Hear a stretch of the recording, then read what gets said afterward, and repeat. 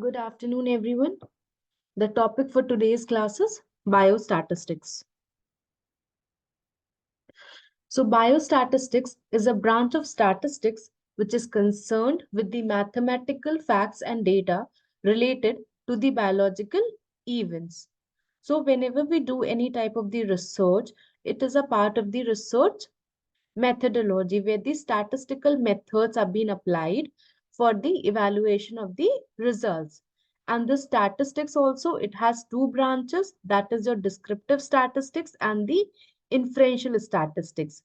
So when we calculate the frequencies and the percentages of a given data, that is a type of the descriptive statistics. And for the inferential statistics, we apply various tests to calculate the results. So basically, statistics is a branch of the science or the medical science which is concerned with the mathematical facts and data. So it is a very important part of the research process. Why should there be any variation in data? So for this, we need to understand that what is a variable. So variable is any state, condition, concept, or event whose value is free to vary within the population. Why? Because it can be biologic, condition of measure, techniques, or measurement error.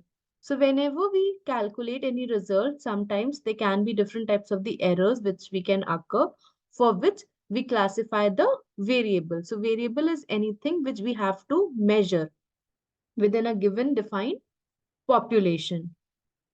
So coming to the classification of variables, variables are basically of two types, numeric and categorical variables. In numerical, we have continuous and discrete variable. So continuous is any value in a range of values. Example, weight, height. Discrete variables are those that are integers, values, or counts. Example, number of teeth with the KD. So they will be whole numbers. And in continuous variable, decimal points will be present. The categorical variables are of two types, ordinal and nominal. Ordinal are the categories that are ordered.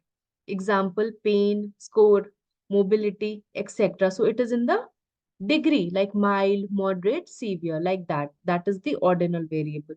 And nominal data, they are the unordered categories. Example, gender, blood group, etc. So this is the main classification of variables. Other than these, variables are also of different type, like dependent variables, independent variables, confounding variables, and the background variables. So these variables, like you want to do a study, whether we see that whether smoking causes lung cancer. So the dependent variable for that will be the smoking. The independent variable will be the, we have to calculate the for the lung cancer, and confounding variables which can affect the results like the age, gender, any systemic conditions. So this will be the variables.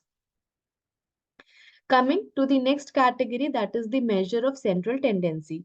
So it is the central value around which all other values are distributed. The objective is to condense the entire mass of data and to facilitate comparison. Ideally, it should be easy to understand and complete. It should be based on each and every item in the series. It should not be affected by extreme observation, and it should have a sampling stability. So for the measure of central tendency, we calculate three things. That is the arithmetic mean, median, and mode.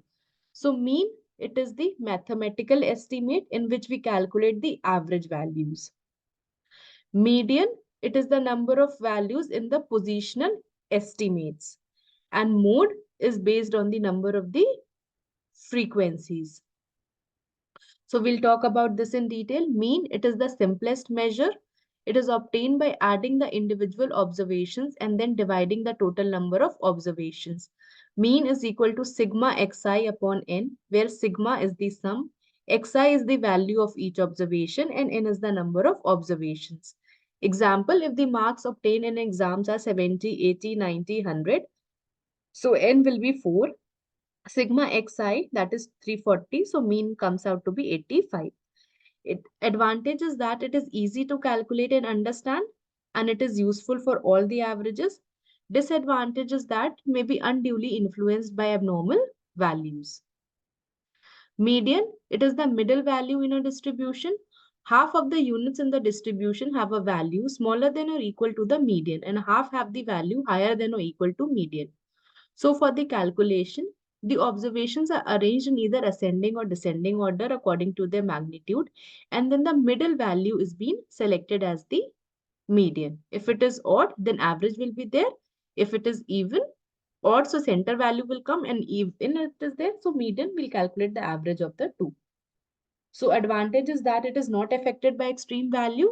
Disadvantage is that being a positional average, not capable of future treatment, and combined median of two group can be not be obtained.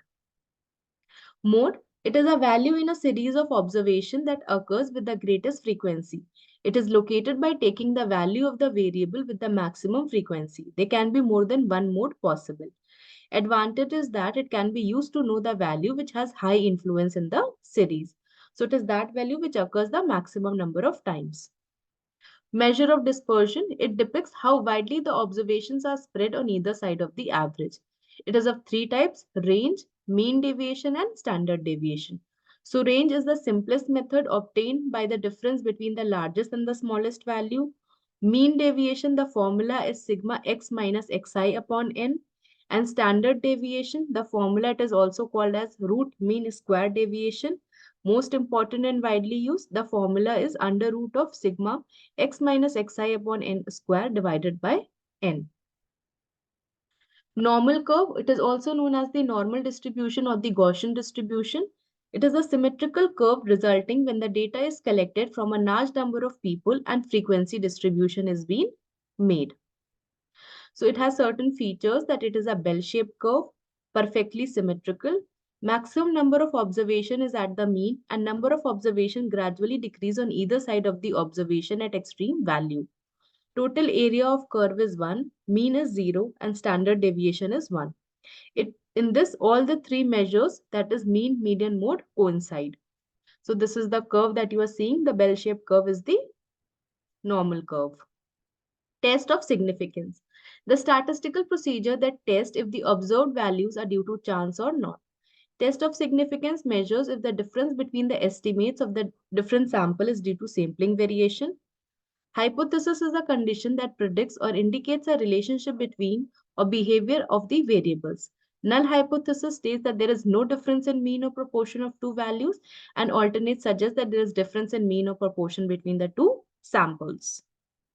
So steps is that firstly, test of significance starts with the hypothesis that null hypothesis is true.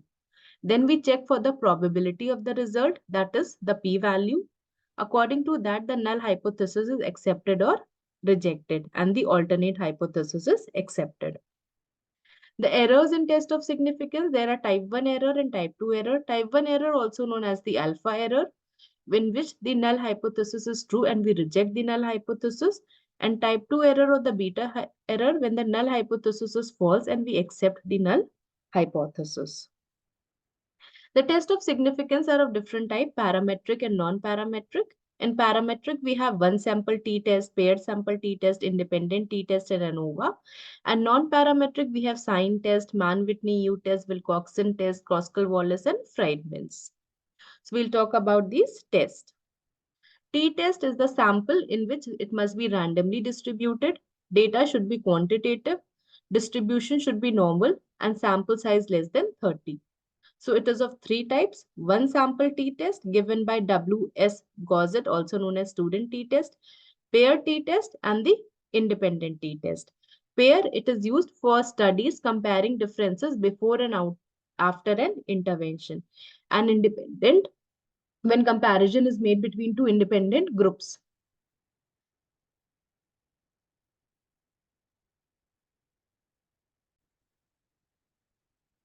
Next is ANOVA, that is analysis of variance.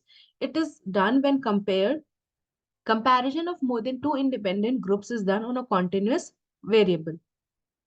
So to test if the mean of the outcome variable is different and groups are same. So it is of two types, one-way ANOVA and two n-way ANOVA.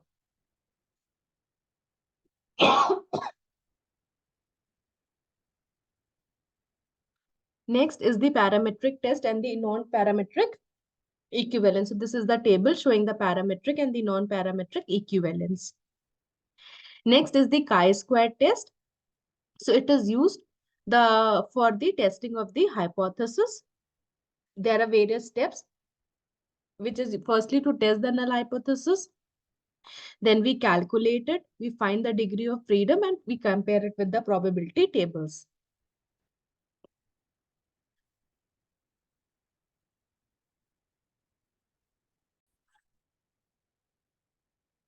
Next is correlation.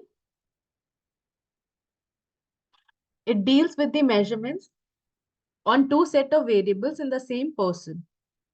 When a change in value in one variable results in the change in the other, it is known as correlation, denoted by the correlation coefficient R, whose value ranges from -1 to +1. So coefficient of 0 means no relation. +1 or -1 is complete correlation. Near to 1, it is strong positive. For normal data, Pearson correlation is used, and for non-normal data, Spearman correlation is used. And last is regression. It is a statistical method for studying the relationship between dependent and independent variables, which can be of two types: bivariant regression and multivariant regression, denoted by the formula y is equal to mx plus c. So this was all about today. Thank you.